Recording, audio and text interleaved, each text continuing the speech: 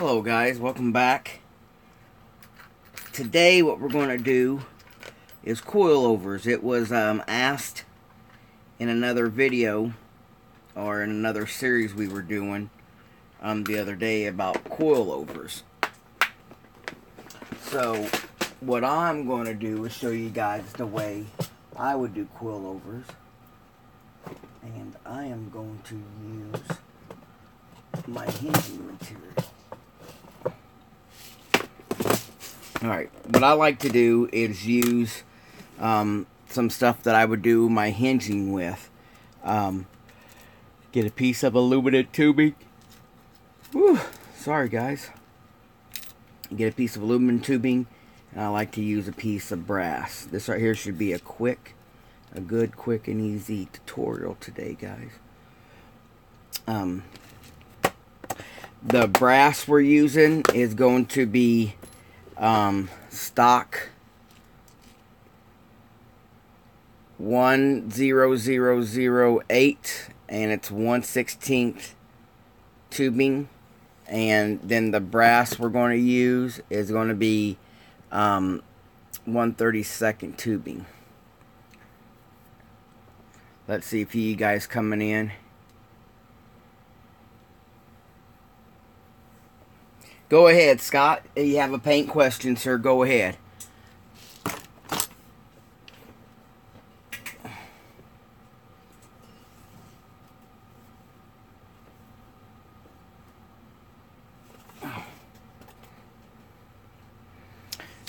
Alright, I'm going to pull out this little white piece of paper.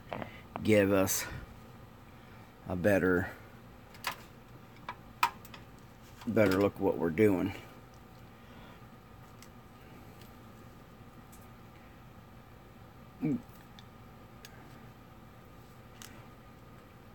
Guys, looks like Scott's got a paint question, so let's see what he's got for us this morning.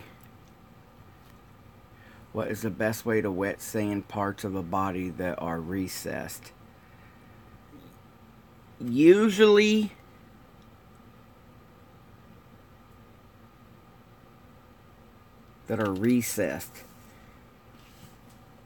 well, usually I just worry about the top, Scott. Let me get a build down and let me talk to you.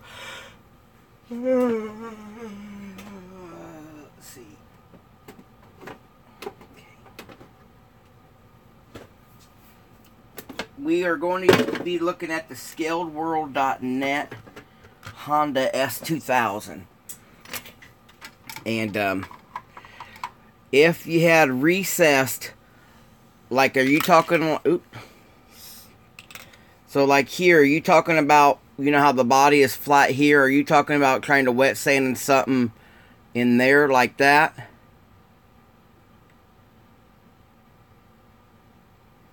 Yeah, but he's wet sanding, Bill. When you wet sand, guys, you really don't want no hard edges. When you're wet sanding to finish a paint job, the reason why you don't want no hard edges is because you don't want to leave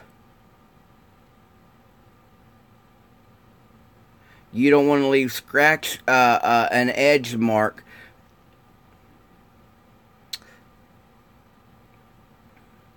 Thanks for joining us today from Finland, sir. What I usually do is, guys, I'm just trying to help out Scott real quick before we get into this coilover.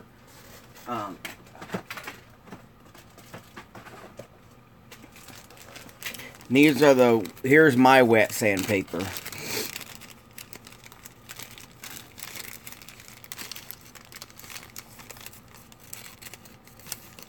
What I would do, that's a little too rough. I don't even want to put that close to the body. It's kind of hard to polish it back out. So, unless it's actually unless there's actually really bad trash in there, Scott, I wouldn't even touch it. I would wet sand above it and around it instead of going in there. But if you had to, Don't make a hard edge. Just fold your paper over like that. Don't make a seam. Just roll it over like that. And then keep your fingers back here and try this way to get in there like that. You know what I mean? And try to do your best you can without a whole lot of pressure. Because you got to remember, when you try to polish that back out there, you can burn. You're going to put pressure, and you could burn that hard edge that's in there. You know what I mean? And you don't want to burn that. Because if you burn that, then you know, you could go all the way down to the primer, or you can go all the way down back to the plastic. So I wouldn't put a whole lot of pressure on it. I would just either pay attention to the piece of trash that you have in there, or if it's a run. If there's a run in there, you know, if there's a run in there, then you just slowly try to work it out.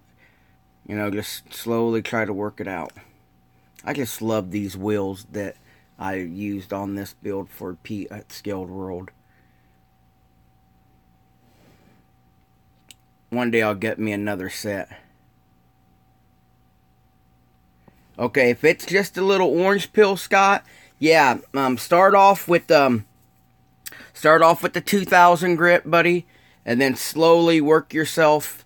You know, totally work it and be easy with it. You don't want to take off so much. There you go, focus. You don't want to take off so much that you kill it when you try to repolish it. You know what I mean? And to be honest, I would try to polish it back out with your fingers, Scott. I wouldn't try to put a power tool like I polish with my Dremel. You know, I got a few different polishing wheels for the Dremel.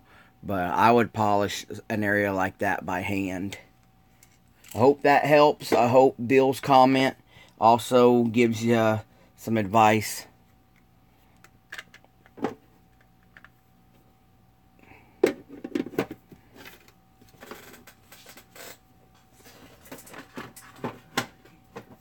Till it's gone. Ooh. Yep, no problem, brother. Alright. Back to the coilover we were talking about. Some of the stuff that I'm going to use is the aluminum tubing from K&S and a brass rod from K&S. Guys, we have a viewer today joining us. I had from Finland, so I appreciate him for coming in there. Yep, thanks Tony for jumping up in here. What are they going to say? Some of the things that I'm using today is I'm going to use my leather punch, the K&S tubing, the brass.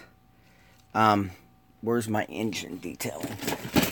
I have my wires, some wires for my engine detailing stuff. Do what I can. So we're going to use, you know what, I'm going to use a bigger wire. I'm going to use telephone wire instead of detailing wire. We'll use that. Want to thank you guys. Had several of you guys jump over on my raffle as soon as I posted the video. So I thank you guys for taking the time out and doing that and sharing a little bit to help out a fellow hobbyist. I'm going to use a little bit bigger wire because we're doing coils. Alright. Now, this, and I want a bigger piece of plastic, so let's see. I'm going to go with a 30. And then I'm going to use 30 gauge plastic, and 30 gauge is the thickness, guys. So what I usually do is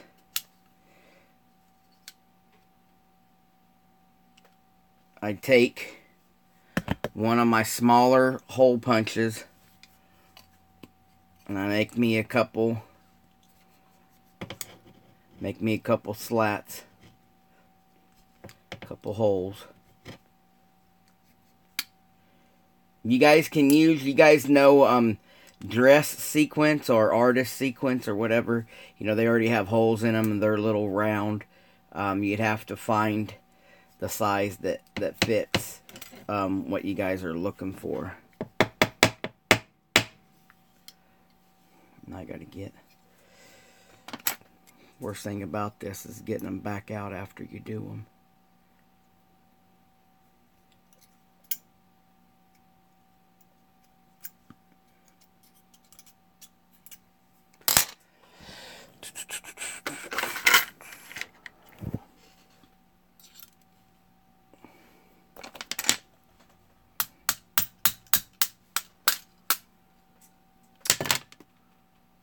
Ooh.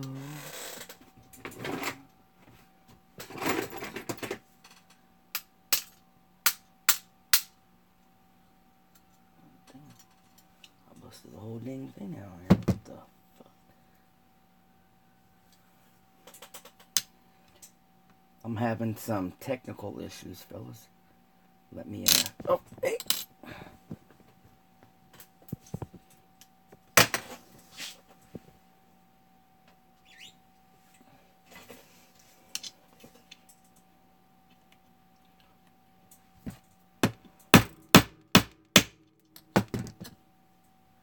For some reason, I use what I usually use, and I can't get them out of there, guys.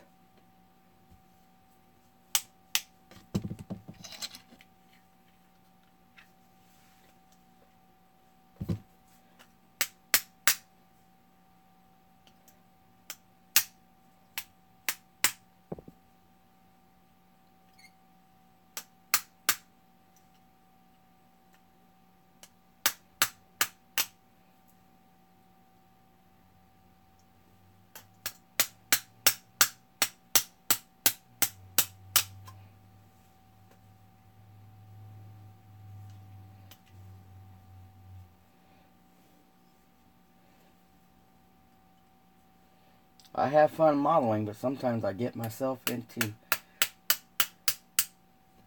situations.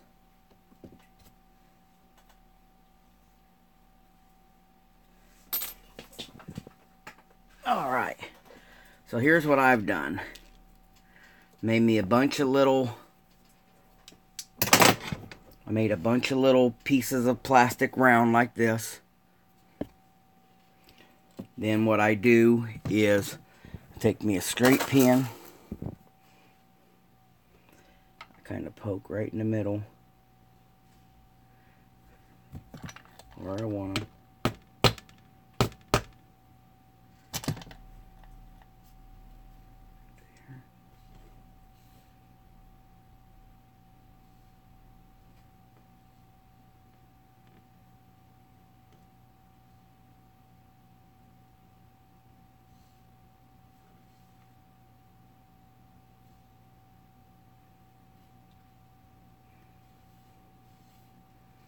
Okay. Then what I do, guys, after I do that, I get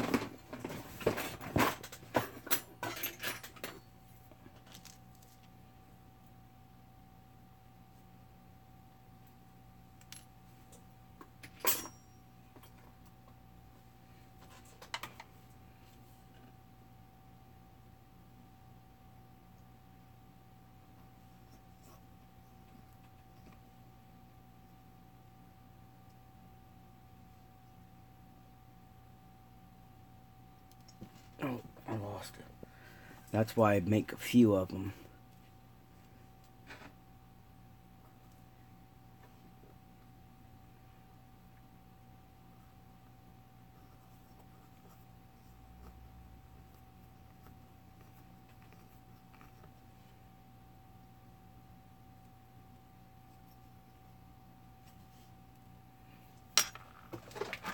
How about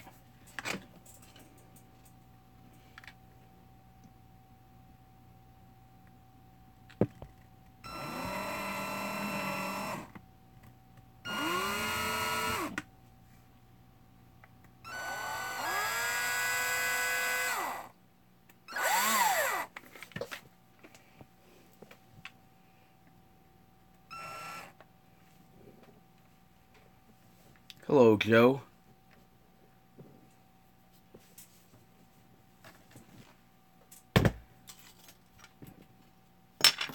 What I was trying to do, guys, usually I would drill a hole through the plastic.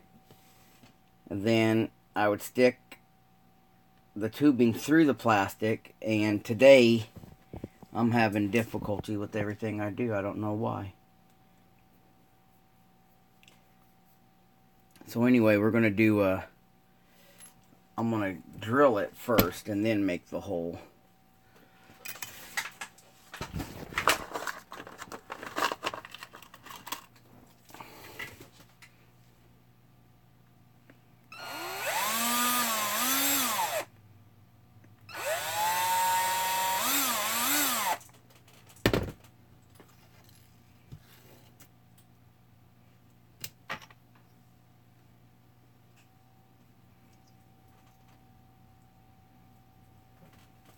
Guys, I'll be right back.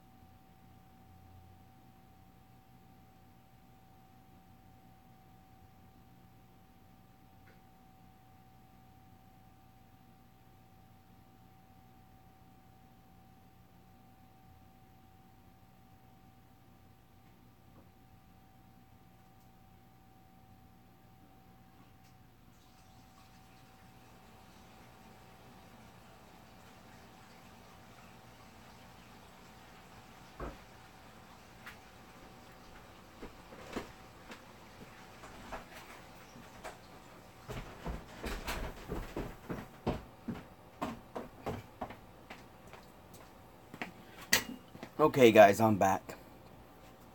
Just want to say I had a great afternoon yesterday. I spent maybe an hour yesterday with Matthew Cunningham from the MC Garage. Over there out of Florida. Got to hang out with him for a little bit, talk to him for a while. And Don Williams from Facebook. He don't have a YouTube channel, but he does follow a lot of us builders. And he was working on some nice stuff yesterday. I came down here to get online and work a little bit, and I got the invite to go hang out with them, so I chose to spend the afternoon with those guys.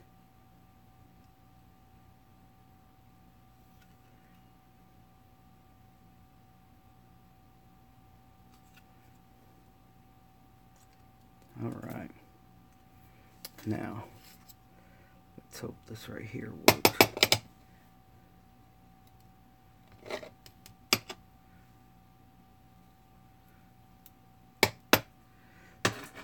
Alright.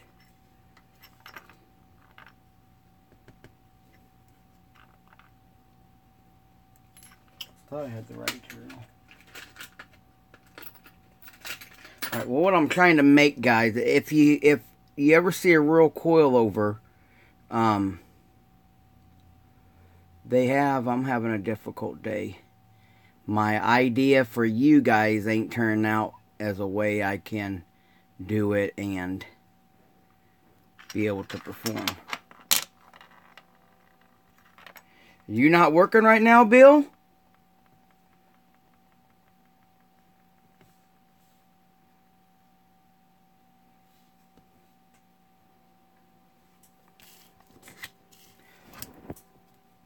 Well, here's usually what I would do. I would tell you guys to build a cap, because most of your coilovers will have a cap. But what they do is you cut your shock the way you want it to. Yeah, morning, John.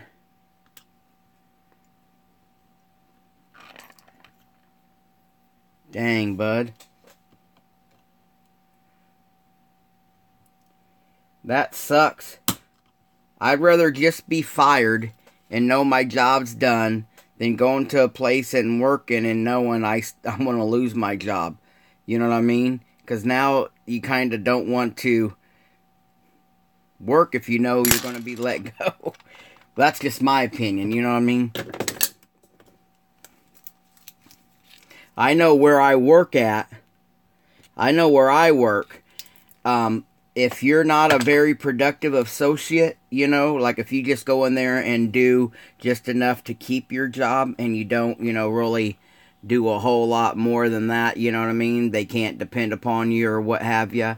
I've seen a lot of people go in there and say, hey, I'm giving my 2 weeks, and they turn around and says, no, we'll just make it effective now, you know? So, because I think they feel the same way. That, you know, you already know you're not going to work there, so why are you going to give them any effort, you know what I mean, if you're going to be on your way out. So sometimes they just walk the people out right when they said that. Alright. Well, first thing I done is I took the brass and the aluminum and I made my shock. I put my shock in there. Alright. And then what you would do is they basically have you a brace for, like, say up here, and then a brace down here at the bottom, and the coil sets in between there. So let's build that. What I do is I take a little bit bigger rod than what the shock is you built.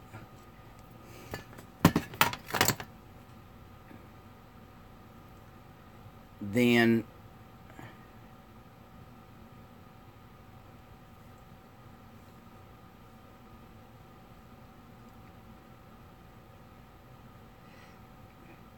DG, has your package arrived yet today, buddy?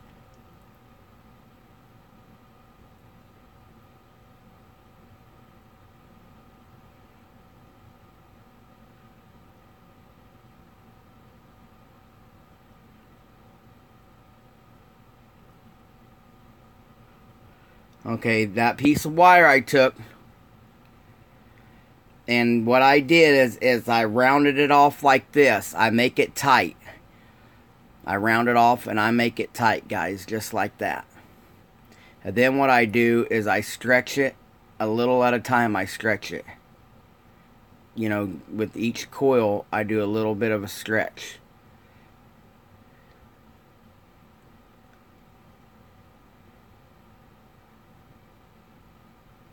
Like that. You know, you don't want a whole lot of space in there. You kind of want to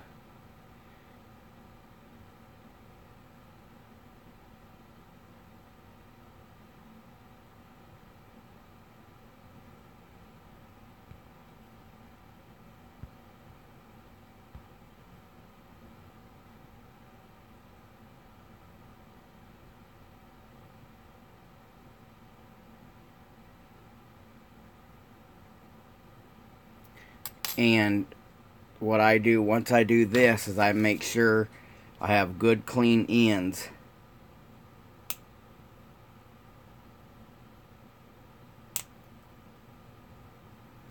And then you want to make sure your coil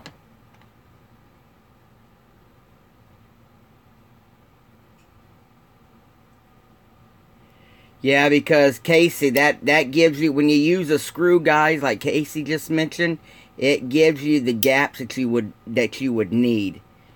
You know what I mean? Instead of you trying to sit here and adjust your gaps, you can put your screw in. Like here, I have a bucket of screws over here. And what it does is, you have this right here. Let me get another wire just to show you. Good call, Casey. That's what's great about having builders as viewers, guys. They can, alright, so like Casey said, you take a screw like this, and then you put your wire in there, and then you follow the threads. You can follow the threads. And see, oops. If you follow the, oh, come on. If you follow the threads, it'll give you a decent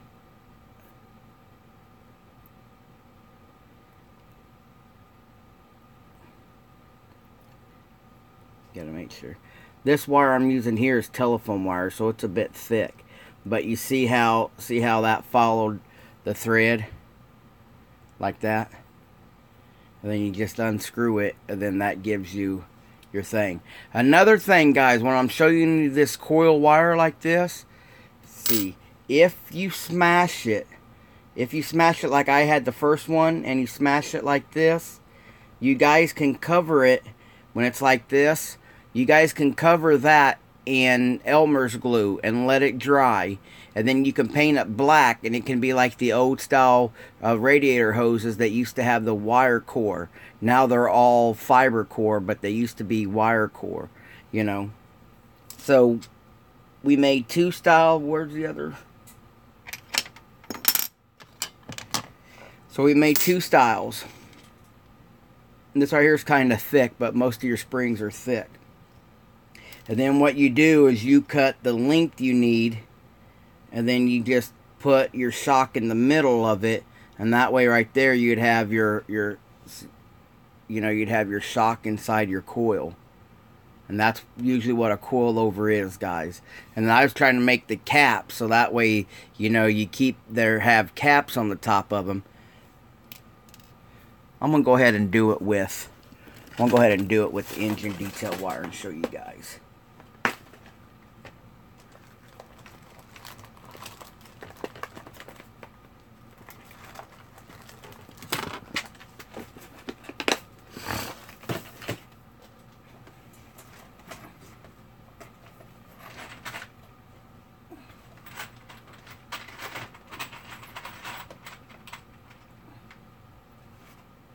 See, there's all different size wire screws.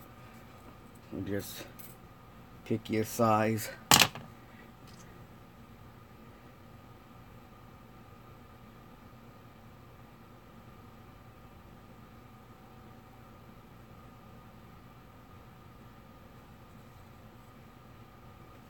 Then, like I said, like Casey mentioned, just go around the screw. Make sure you have a part that you can use.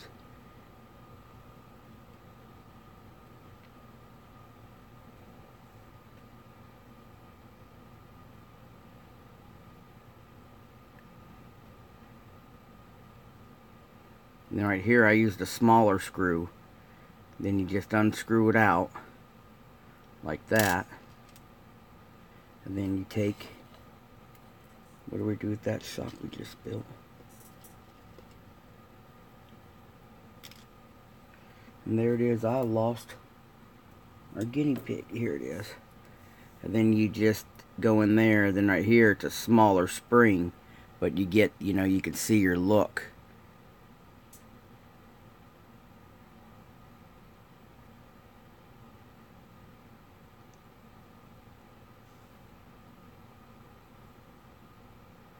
Right there, you can build your coil over like that.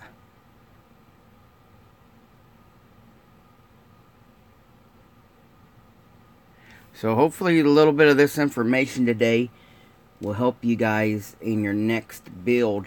I would be honest with you, if I don't see the shock so much, I wouldn't worry about it. This right here would be for more of your fully detailed stuff. Maybe a roadster or something with no fenders on the front or something like that. Or if you're going full out show and, you have your rear tires off, or, you put a mirror underneath your chassis or whatnot. Minnie, can anybody give me a reference on where to look up vintage NASCAR tire markings and stickers for the tires? Do not want to put them on wrong. Yeah, like a bobblehead said, Google Images, brother. That helps me out a lot. Yeah, the springs out of the ink pen work good too. But if, say if somebody don't have the stuff readily available, John, they can just do it like this. You know what I mean? I'd never used a screw before until Casey mentioned it. Now I'm over here playing.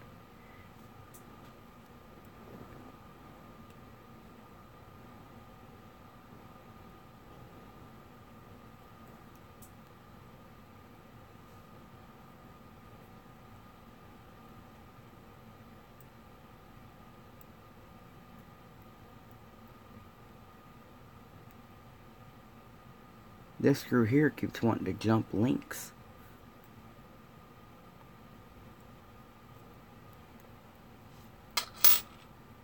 Yeah, some Hiroshima kits come with them. See, what do we got here? What's up, Pappy? Yeah, DG, he's looking at a way to apply them to the tires to make sure he don't do them wrong. I think he has the decals. He just don't know the positioning in them. You know what I like about looking at some of those guys that go all out with the NASCAR stuff is when they do the right tire, left tire. I like the way they do the writing on the tires like that, and then they'll do like you still see the labels on the tires and stuff. Yeah, see, that's not working for me. I don't like that screw.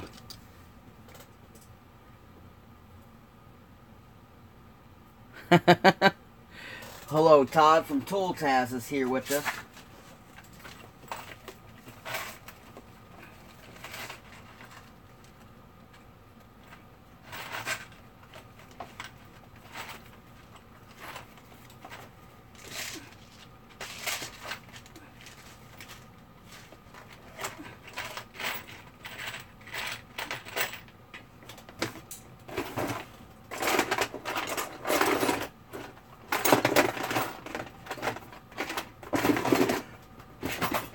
Casey, you got me chasing down screw threads now, fool. I'm over here looking for everything. Well, guys, I think I'm going to kill this. And I will be right back. And I'm going to start working on the Sunny. Young Model Master, don't go anywhere. I'm going to be right back, guys. I'm going to kill this feed, and I'm going to start us back up on the C1 Sunny build. I want to keep you guys updated on that. Yeah. Alright, I'll be right back, guys.